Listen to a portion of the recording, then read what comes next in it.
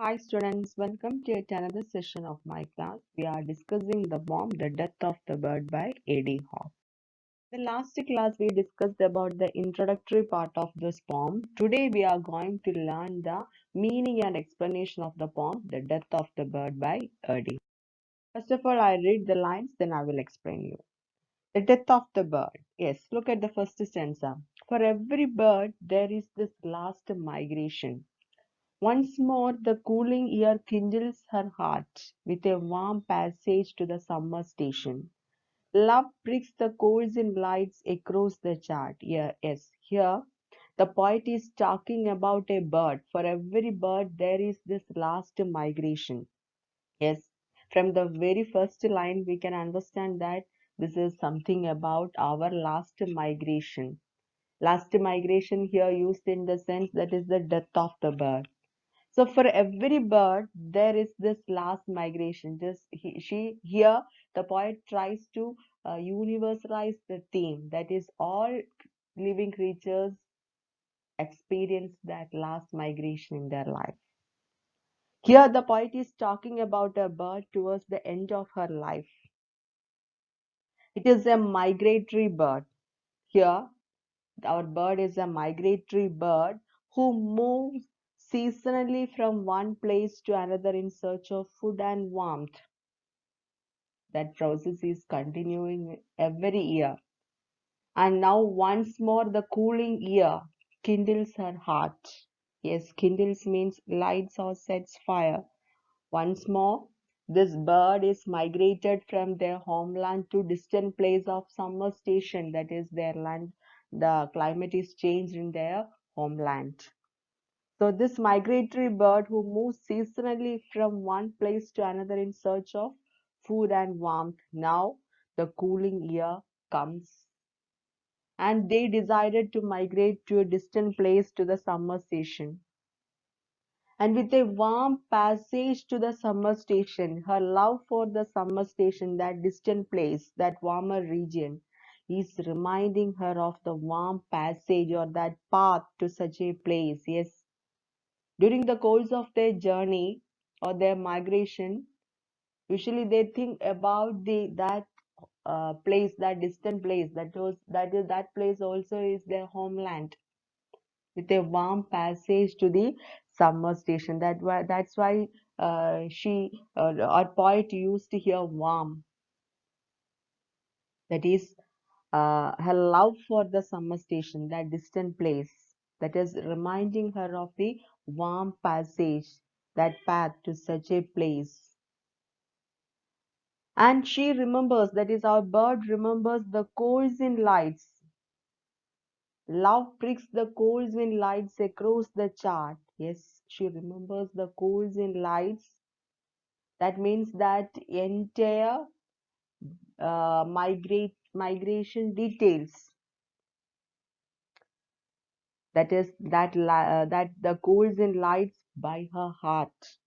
That pricks means pierce. Love pricks the coals in lights across the chart. Chart here means map.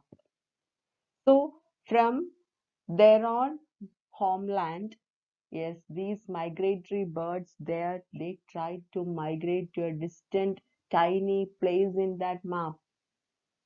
That place is also their homeland. And during the course of their journey, they are observed everything.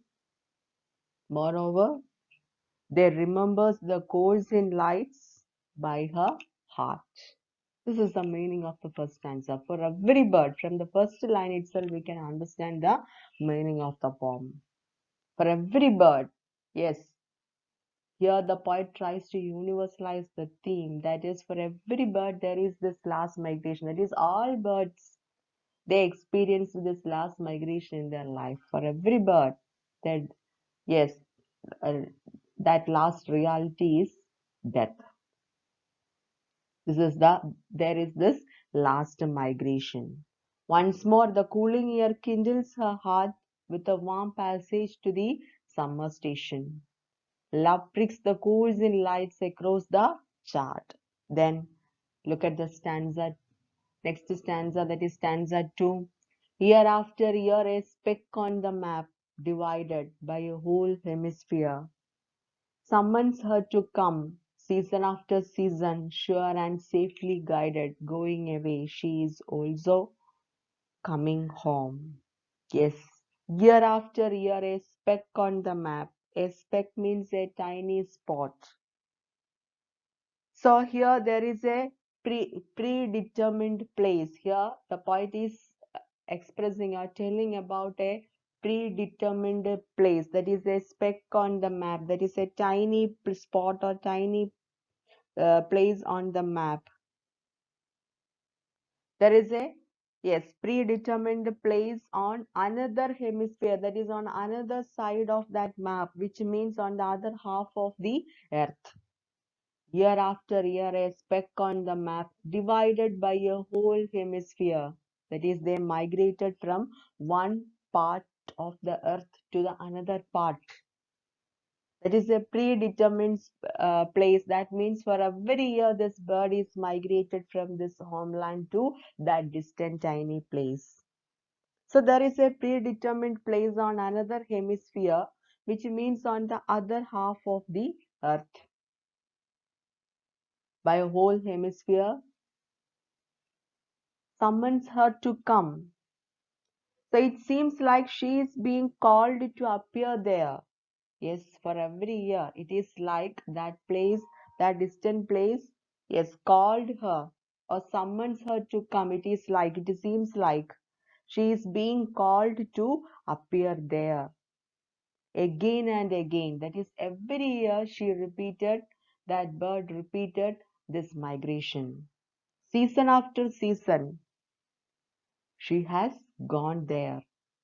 Sure and safely guided. She has gone there so many times that it is her other home. That distant tiny spot on the map, it is her, yes, other home. What looks like going away is actually in a way coming home. Going away, she is also coming home. That means that distant place is also her homeland, like homeland. That means it is like her home.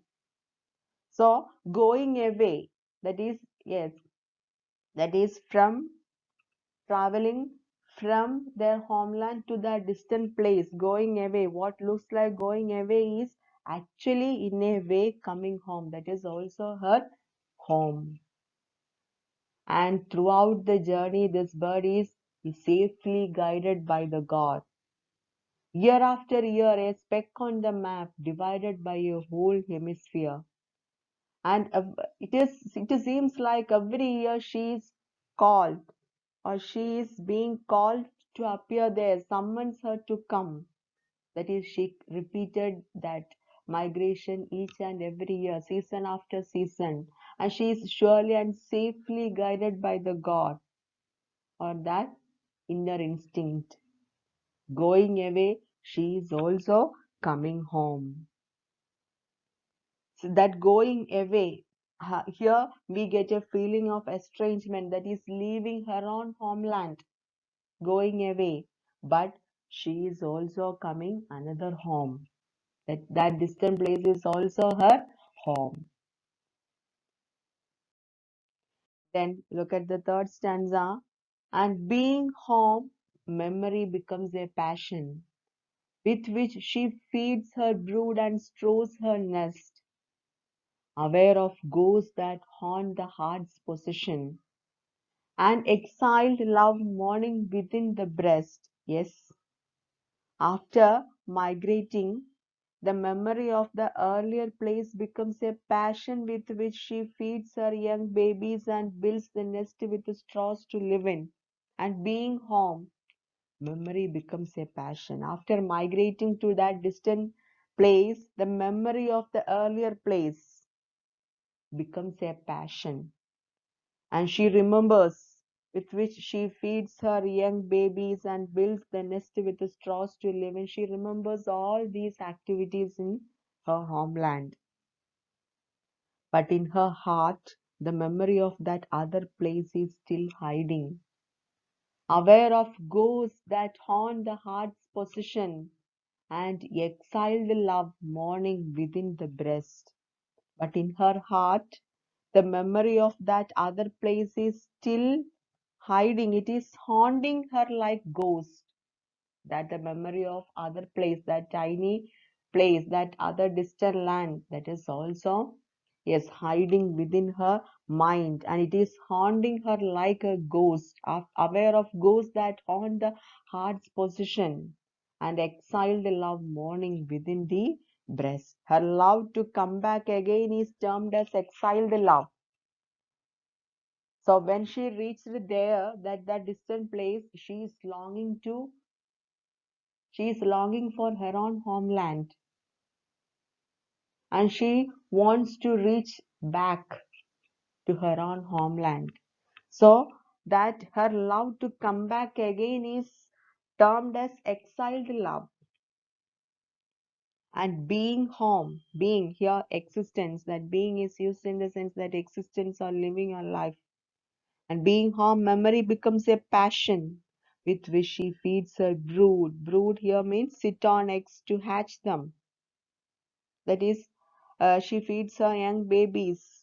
And straws that is to build their nest, a single dried stalk of grain for thatching, packing, or weaving, then or food, and aware of ghosts that haunt the heart's possession. And exiled love is the love for the homeland, longing for homeland, that morning within the breast. And her love to come back again is termed as exiled love. Then look at the stanza 4. The sands are green with a mirage of valleys. The palm tree casts a shadow not its own. Down the long architrave of temple or palace blows a cool air from moorland scarps of stone. Yes, almost from the point of view of a bird, the poet is trying to show how the morning in the bird has caused her to see the mirage. Mirage in the sense illusion of valleys on the sands. The sands are green with a mirage of valleys. Here, the poet is telling from the point of view of a bird. The poet is trying to show how the morning in the bird, that sorrow within the mind of the bird that has caused her to see the mirage or the illusion of valleys on the sands. And moreover, it is a desert. Perhaps it is a desert. The sands are green with a mirage of valleys. The palm tree casts a shadow not its own. The image given in this stanza is illusionary, as the palm tree shadow is different from the way it should be. Down the long architrave of temple or palace blows a cool air from moorland scarps of stone, and she is feeling the cold air coming out of the architrave. Architrave means molding around the doors. Architrave of temple. The architrave of the temple or palace. She is feeling the cold air that is coming from that. Yes, moorland scarps of stone. Here, the bird is observed all the things that she identified when she migrated from one place to another. The sands are green with a mirage of valleys, but all these things are here expressed in an illusionary way.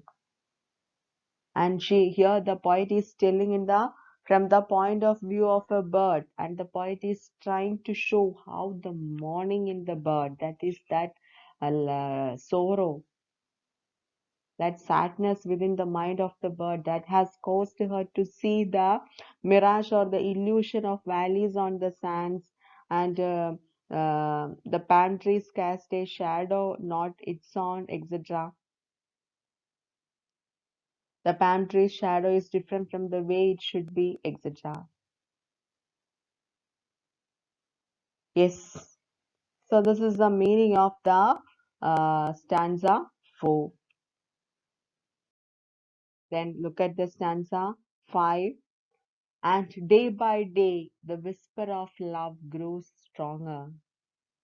The that delicate voice, more urgent with the despair, Custom and fear, constraining her no longer, drives her at last on the vast leagues of air.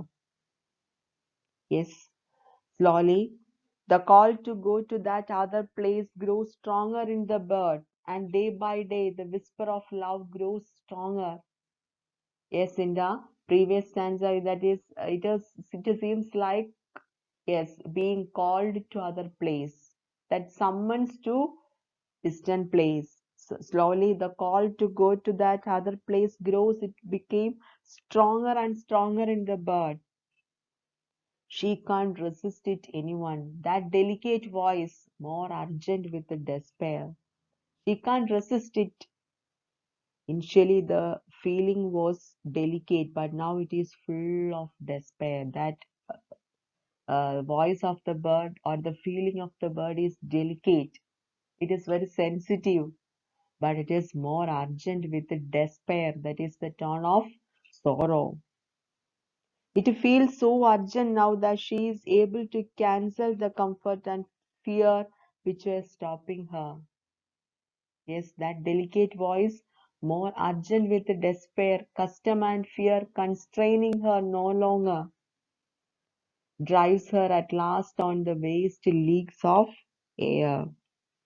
Yes, it feels that feeling, it feels so urgent now that she is able to cancel the comfort and fear which were stopping her. She finally flies into the vast leagues of air. It seems like the poet anticipates her journey as a wastage.